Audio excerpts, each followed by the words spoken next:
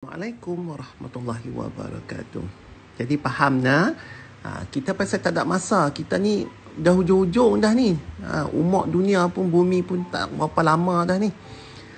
Jadi apabila kita nak cepat, kita nak buat benda tu banyak, kita kena bijak. Kalau kita buat sekali terus, macam kata aku nak jariah, aku sekali masuk dalam jariah tu, aku dapat satu pahala. Tapi bila aku jariah, duit aku dekat anak aku, dapat satu pahala. Lepas tu aku suruh anak aku buat pahala jariah dekat Al-Qari, dapat 2 pahala sebab kita bimbing anak kita. Lepas tu bila anak kita jariah kepada benda yang dia nak jariah tu, dia dapat pahala dan pahala tu dapat balik ke aku. Jadi instead of dapat 1 pahala, aku dapat 3 pahala. Macam itulah kita nak cari bank-bank mana yang senang kita dapat dividen. Jadi salah satu, jadi bank mana yang boleh buat bagi dividen tinggi lagu tu? Amanah Saham Akhirat. Bank tu lah yang aku dah tubuhkan. Nah, faham ke tak? Baik, Alhamdulillah. Tapilah nak todak ke apa ke pih. Apa todak tu pun, apa akan dapat pahala jariah juga. Sebab dalam barang yang aku tu, aku dah sedekah siap dah. Sedikit keuntungan daripada situ untuk Dar Al-Qari dan juga yayasan. Sinang hati. Todak pula todak hari Jumaat. Bila todak hari Jumaat, mana kata dalam hampa dapat sanitizer tu, kalau dapat. Kan? Lepas tu, jari hampa pula aku berkeluar hari Jumaat, dapat lagi pahala. Macam itulah. Sonok kan? Habis tu, bayangkan aku ni yang mencetuskan idea tu, dapat lagi pahala ku atas. Sonoknya.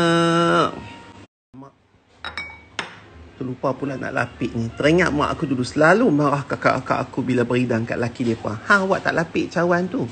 Tak baik. Tak elok. Sorry. Rasa macam nak bagi tahu hampa pula sebab aku pergi sebut tadi pasal lapik cawan masa beridang kat laki kan. Okey, ni aku share satu cerita. Pilah IT story hari ni. Peduli apa aku. Nak cerita pasal apa nama, ada riwayat yang mengatakan kan, masa Nabi duduk dengan para sahabat, tiba-tiba lalu kambing, satu kumpulan kambing dah ni pasal sirah Nabi Muhammad lah. Lepas tu salah seekor kambing tu berhenti depan baginda dan tunduk dan sujud depan baginda.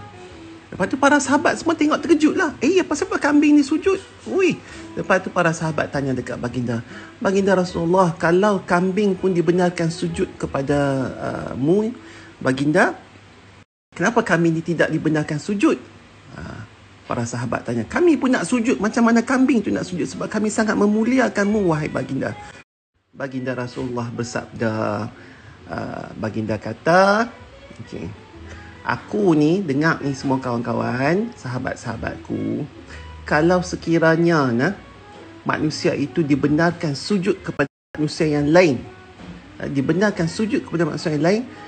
orang yang aku akan benarkan keadaan di mana aku akan benarkan sang isteri itu sujud kepada suaminya. Tu dia. Kata tingginya darjat suami kepada isteri. Sampai lagu tu. Faham tak maksud aku ni? Maksudnya kalau Nabi Muhammad baginda bersabda kata, kalau bolehlah manusia tu dibenarkan sujud kepada manusia yang lain, aku akan benarkan sang isteri bersujud kepada suaminya.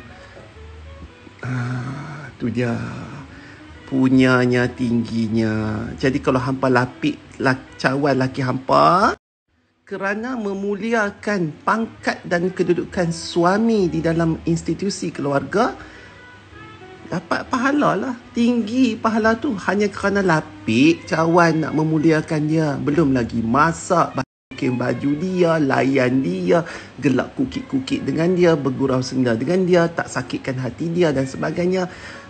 Tingginya darjat tu. Sehingga kan kalau Rasulullah kata, kalau aku boleh benarkan manusia ni sujud, benarkan isteri sujud kepada suami. Yang tu kalau suami tu elok lah. Kalau suami tu